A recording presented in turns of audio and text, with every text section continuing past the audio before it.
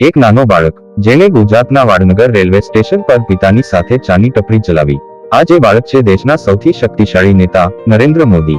ભાગ 2 રાષ્ટ્રીય સ્વયંસેવક સંઘથી આગળ વધીને 1988માં નરેન્દ્ર મોદીને ભાજપના ગુજરાતના સંગઠન સચિવ તરીકે નિયુક્ત કરવામાં આવ્યા હતા। આ સાથે જ તેમણે ચૂંટણીલક્ષી રાજકારણમાં પ્રવેશ કર્યો હતો।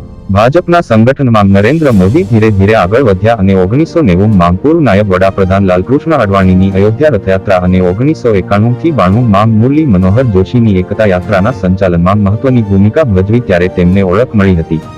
આ પછી તેમણે રાજ્યોમાં પાર્ટી દ્વારા આપવામાં આવેલી જવાબદારીઓ નિભાવવાનું ચાલુ રાખ્યું હતું।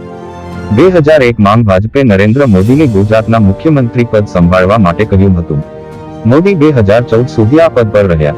નરેન્દ્ર મોદીએ 2002, 2007 અને 2012ની વિધાનસભા ચૂંટણીમાં મુખ્યમંત્રી રહીને ભાજપને જીત અપાવી હતી। તેઓ આજે પણ ગુજરાતમાં ભાજપનો સૌથી મોટો ચહેરો છે, જેમના નામે પાર્ટીને ત્યાં વોટ મળે છે। નરેન્દ્ર મોદી આઝાદી બાદ પહેલા એવા બિન કોંગ્રેસી નેતા છે જે સતત 3 વખત વડાપ્રધાન બન્યા છે। 2014ની લોકસભા ચૂંટણીમાં જ્યારે ભાજપે નરેન્દ્ર મોદીને વડાપ્રધાન પદનો ચહેરો બનાવ્યો હતો ત્યારે મોદીએ દેશભરમાં પાર્ટી અને એનડીએ માટે વ્યાપક પ્રચાર કર્યો હતો। રાજકીય વિશ્લેષકોના જણાવ્યા પ્રમાણે મોદી અને પાર્ટી સંગઠનની મહેનતનું જ પરિણામ હતું કે 2009ની લોકસભા ચૂંટણીમાં 116 બેઠકો જીતનાર ભાજપ 2014ની લોકસભા ચૂંટણીમાં 282 બેઠકોના આંકડા સુધી પહોંચી ગયું હતું। આ પછી ભાજપ પણ વિશ્વની સૌથી મોટી પાર્ટી બની ગઈ હતી। વડાપ્રધાન બન્યા બાદ વડાપ્રધાન નરેન્દ્ર મોદીએ તાબડતોડ વિદેશની મુલાકાત લીધી હતી। તેઓ પોતાના પ્રથમ અને બીજા કાર્યકાળમાં ઘણા દેશોના રાષ્ટ્રાધ્યક્ષો અને નેતાઓને મળ્યા હતા।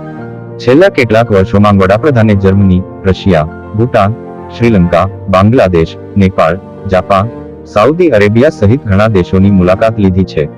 વડાપ્રધાન નરેન્દ્ર મોદીએ આ કાર્યકાળમાં ભારતને વિશ્વની ત્રીજી સૌથી મોટી અર્થવ્યવસ્થા બનાવવાનું લક્ષ્ય રાખ્યું છે। આ ઉપરાંત મોદી સતત 2047 સુધીમાં ભારતને વિકસિત દેશ બનાવવાની વાતનું પુનરાવર્તન કરતા રહ્યા છે। 2029માં વન નેશન વન ઇલેક્શન પણ મોદી સરકારના એજન્ડામાં સામેલ છે। ભાગ 1 જોવા માટે વિડીયોના ડિસ્ક્રિપ્શનમાં વિડીયોની લિંક છે।